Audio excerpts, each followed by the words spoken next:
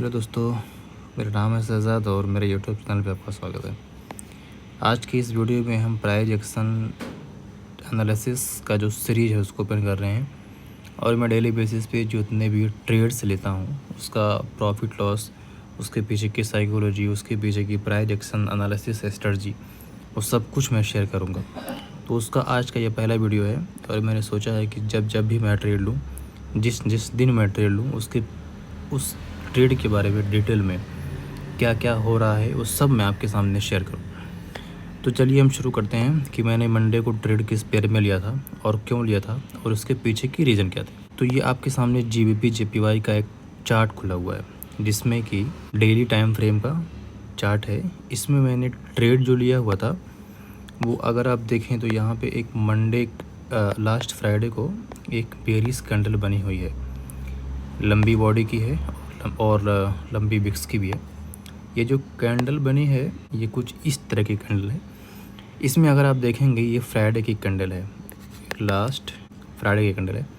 इसमें हम सबसे पहले किसी भी मार्केट को एनालाइज करने के लिए, किसी भी पेयर को एनालाइज करने के लिए प्राइस एक्शन में ख़ासकर जो मैं इस्तेमाल करता हूँ वो सबसे पहले हम कैंडल बॉडी को एनालाइज करेंगे, फिर विक्स को करेंगे और इसके बाद में फिर हम वॉल्यूम को एनालाइज करेंगे। इन तीनों को एनालाइज करने के बाद में हमें मार्केट के पार्टिसिपेंट्स का जो बिहेवियर है ना वो हमें क्लियरली पता चल जाता है कि मार्केट में जो पार्टिसिपेंट्स हैं जो एंटिसिपेट कर रहे हैं मार्केट में, उनका साइकोलॉजी क्या है, उनका माइंडसेट क्या है, वो किस तरफ प्राइस को लेकर के जाना चाहते हैं, वो किस तरफ प्राइस को मूव कर रहे हैं, मार्केट किस तरफ जा रही है। तो चलिए सबसे पहले हम शुरू करते हैं कि इस कैंडल की जो बॉडी है वो हमें क्या बता रही है। कैंडल की बॉडी वो नेगेटिव है, कैंडल बॉडी नेगेटिव है। यहाँ पे आप देखिए ये पूरी कैंडल बॉडी है, ये इसका ओपन प्राइस है, ये क्लोज प्राइस है, ये हायर हाई है और ये हायर लो है। अब प्राइस यहाँ पे ओपन हुई और फिर यहाँ पे आके क्लोज हो गई उसके पहले। तो इसका मतलब क्या हुआ कि जो डिमांड है वो सप्लाई से कम है। एक सिंपल सा कट ऑफ लॉ ये हमें इस पूरे कैंडल में मिला कि जो सप्लाई है वो डिमांड से ज़्यादा है। अब यानी कि जो सेलर हैं वो बायर से ज़्यादा स्ट्रॉन्ग है, यानी कि जो सेलिंग प्रेशर है वो बाइंग प्रेशर से ज़्यादा स्ट्रॉन्ग है। इसीलिए मार्केट में जो प्राइस है वो नीचे आई। क्लियर। दूसरी चीज़ हम देखेंगे विक्स के बारे में कि विक्स क्या बोलता है। अब देखिए ये कैंडल बॉडी, एक लंबी विक्स। अब अगर हमें विक्स को एनालाइज करना हुआ तो विक्स हमें दरअसल ये बताती है कि जो मार्केट में जो टग ऑफ वार हो रहा है पार्टिसिपेंट्स के बिटवीन, यानी कि बायर और सेलर के बीच में जो टग ऑफ वार हो रहा है, यानी वो एक दूसरे से जो बाइंग और सेलिंग कर रहे हैं उनका रिलेशन दिखाती है विक्स हमें। अब जैसे मार्केट इधर ओपन हुई, इधर क्लोज हुई, लेकिन जब मार्केट ओपन हुई तो सबसे पहले बायर एक्टिव हुए। इधर मान लेते हैं कि इधर मार्केट ओपन हुई, फिर बायर एक्टिव हुए और फिर प्राइस को ऊपर लेके गए, लेकिन इस लेवल पे एक रेजिस्टेंस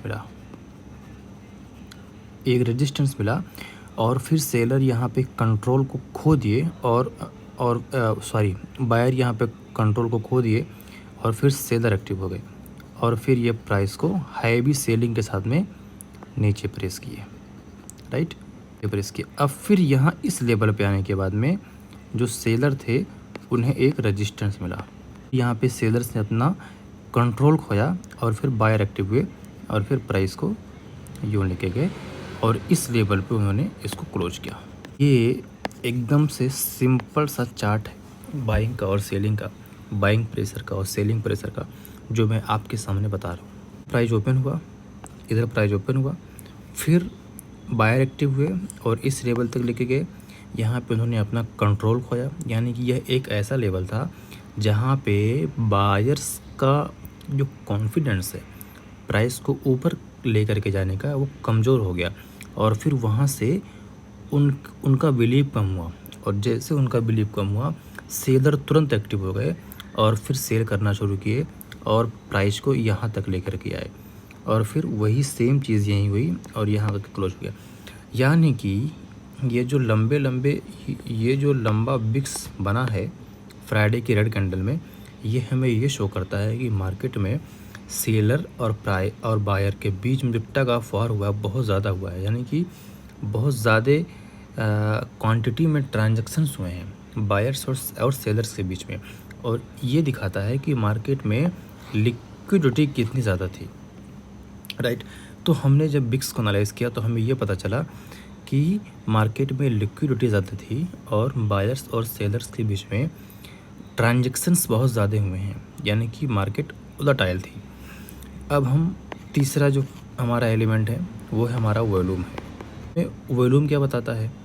वॉल्यूम हमें ये बताता है कि मार्केट में ट्रांजैक्शंस कितने हुए हैं। तो अगर यहाँ पे आप देखें ये चीज़ वॉल्यूम है, ये वॉल्यूम हाई लेवल का है।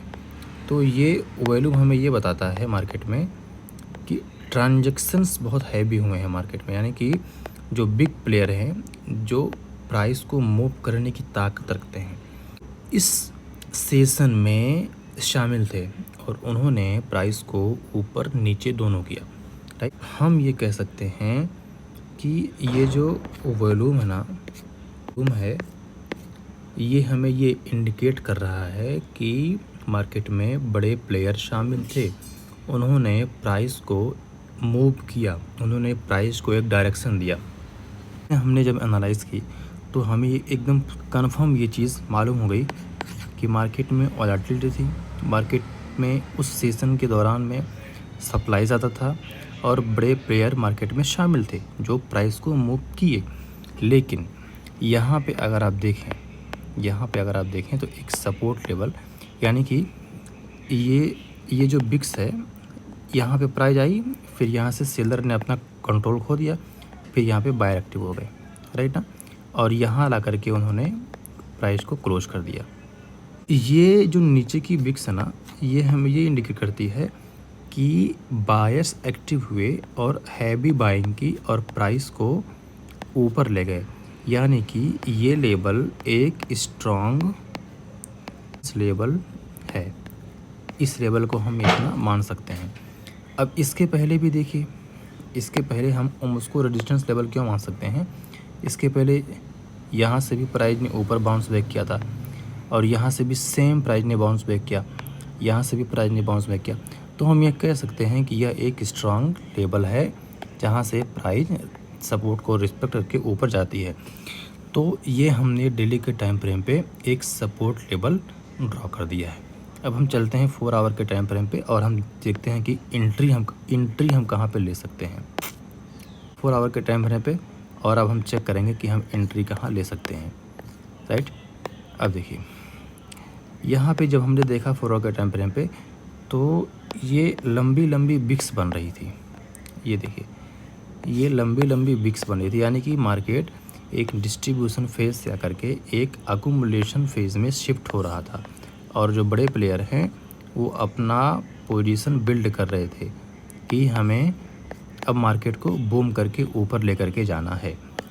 और ये जो अकुमुलेशन फेज़ होता है इसकी पहचान हम कैसे करते हैं? जो कैंडल की बॉडी होती है वो बहुत छोटी होती है, जो बिक्स होते हैं वो नीचे के बिक्स बड़े होते हैं विद हाई वैल्यूम या फिर नॉर्मल वैल्यूम, क्योंकि यही पहचान होती है। इसके बारे में हम डिटेल में आपसे बात करेंगे क्योंकि मैं डेली आपको डिटेल अपडेट देता रहूँगा मार्केट एनालिसिस का, तो उसमें आपको थोड़ा सा और क्लियर मालूम हो जाएगा, ठीक है। तो हमने 4 आवर के टाइम फ्रेम पे देखा कि ये लंबे बिक्स बन रहे हैं और ये छोटी कैंडल बन रही है, जो कि इस बात का सबूत है कि ये मार्केट अकुमुलेशन फेज़ में है और बड़े प्लेयर जो मार्केट के बिग प्लेयर हैं वो अपने पोजीशंस को एडजस्ट कर रहे हैं, यानी कि वो अपने बड़े लॉट साइजेस को छोटे पार्ट में डिवाइड करके बाइंग कर रहे हैं और वो एक तरह से प्राइस को ऊपर बूम करने की कोशिश कर रहे हैं, उसकी तैयारी में हैं बड़े प्लेयर। तो हमने यहाँ पे देखा, फिर हम चेक कर लेते हैं 1 आवर के टाइम फ्रेम पे कि क्या ये वैलिड है कि नहीं वैलिड है। हमने देखा कि ये वैलिड है। फिर हमने क्या किया, हमने एक एक चार्ट, एक रेक्टेंगल ड्रॉ किया और हमने इसको अकुमुलेशन फेज़ मान लिया। और अकुमुलेशन फेज़ मानने के बाद में हमने ये सोचा कि जब प्राइस इस रेक्टेंगल को ब्रेक करके ब्रेकआउट देगी विद हाई वैल्यू, तो हम समझेंगे कि अब अकुमुलेशन फेज़ हो गया है और अब जो बड़े मार्केट प्लेयर हैं वो ऊपर की तरफ बूम करने को तैयार हैं। अब देखिए, अब हमने यहाँ पे एक ट्रेड लिया हुआ था और हमने अपना स्टॉप लॉस यहाँ लगाया था और टेक प्रॉफिट, राइट।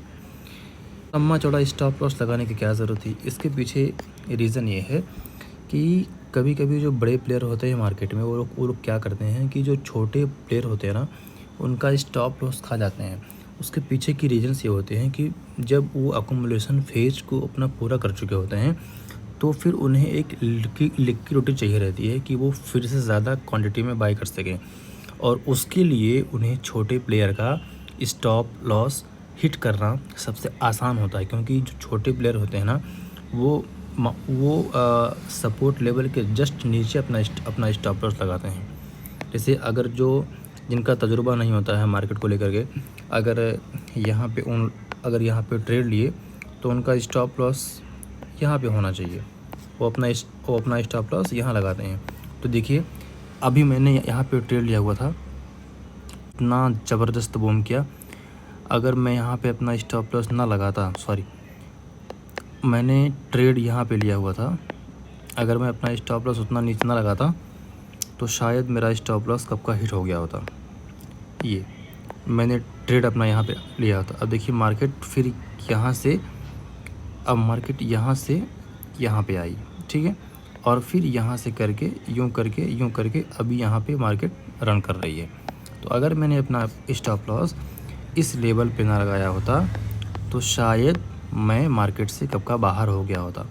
इसीलिए हम हमेशा जो स्टॉप लॉस लगाते हैं वो थोड़ा दूर लगाते हैं सपोर्ट लेवल से। मैं आपको आज का रिज़ल्ट दिखाता हूँ कि आज के रिज़ल्ट में क्या हुआ। ये देखिए, मैंने 2 ट्रेड लिया हुआ था। एक तो गोल्ड में लिया था जिसको मैंने जल्दी ही काट दिया, और एक मैंने GBP JPY में ट्रेड लिया हुआ था। ये GBP JPY का ट्रेड है, 199,770 के प्राइस पे लिया था और मुझको $19 का प्रॉफिट हुआ। आज बाहर हो गया।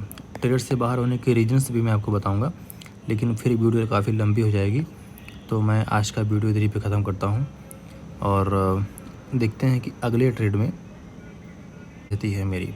जैसा भी रहेगा मैं आपके साथ शेयर करूंगा। तो चैनल को लाइक करो और शेयर करो, और डेली एनालिसिस पाने के लिए रेडी रहो। Thank you.